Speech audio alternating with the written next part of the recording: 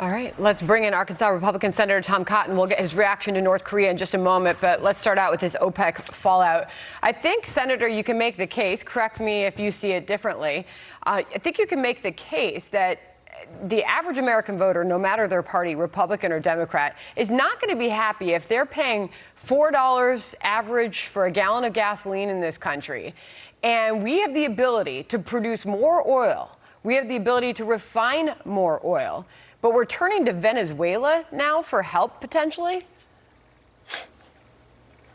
No, Sandra, I don't think many Americans are going to want to pay $5 or $6 a gallon of gas as they are in some states out west, even though we have the ability to provide the oil and the gas and the coal we need in this country to power our economy. You know, we used to be a lot more dependent on foreign oil, and OPEC had a lot more power. But over the last 10 or 15 years, thanks to the ingenuity and the hard work of our petroleum engineers and geologists and roughnecks out in the oil fields, we don't just have the opportunity for energy independence, but energy dominance, supplying our needs and the needs of much of the free world. But the Biden administration and progressive Democrats in Washington have waged a war against fossil fuels. And it's not even that they are worried about $4 or $5 a gallon of gas in its own right. They want that to happen. Remember, Joe Biden promised to eliminate fossil fuels during the campaign. They want you to pay that much for your traditional gasoline-powered car because they don't want you driving it. They want to force you into an electric vehicle, which really should be called a coal-powered vehicle or a natural gas or nuclear-powered vehicle because the electricity has to come from somewhere. However, they recognize that's politically inconvenient. But rather than unleashing American oil production, rather than celebrating American roughnecks, they go to communists in Venezuela, or they go to radical ayatollahs in Iran, hat in hand, in a humiliating display, begging them to produce just a little more oil so they can say that they're doing something about the price at the pump that is hurting so many American families. Well, surely they don't, Democrats, want this oil and gas prices to be as high as they are heading into a midterm election, which we're now just weeks away from.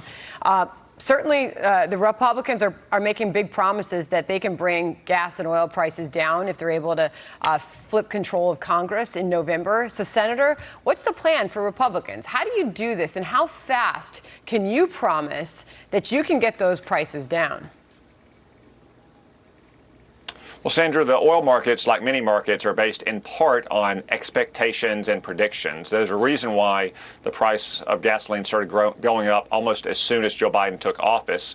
That's because the oil and gas industry knew that he was going to try to strangle them through a death of 1,000 cuts. There's no one silver bullet that he shot to strangle the oil and gas industry. There's no one single solution, but we can use our legislative powers, especially our powers over federal spending, to force more lease sales or force accelerated permitting of the infrastructure we need, to put a stop to this practice of using the strategic petroleum reserve as the political petroleum reserve, and to generally make sure that the oil and gas industry in America understands that they're not going to continue to see this avalanche of anti-fossil fuel laws passed by an extremely liberal Congress. It's amazing to see that move from OPEC just months after President Biden went over asking the Saudis for help to bring those prices down. The way the Wall Street Journal put it, the Saudis snub Biden again. I want to ask you now about this second missile launched into the EC. What is the intent, do you believe, of North Korea and these exercises? Well, in the past, typically North Korea has fired missiles or tested nuclear weapons as a way to extract concessions from the West, especially from the United States, to try to cede to their demand. So first off, it's vital that we not make the mistake that so many past presidents have made, frankly, in both parties, viewing a missile launch as another reason to give more concessions to North Korea.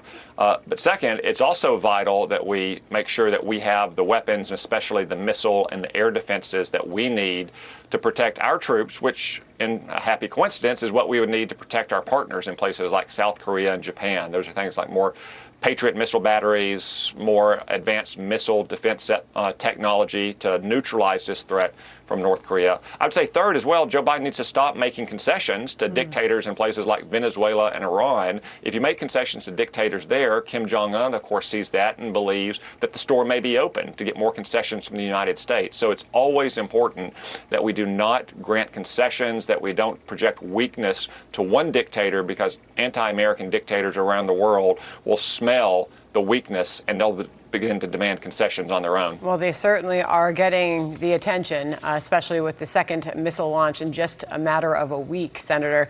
Appreciate you joining.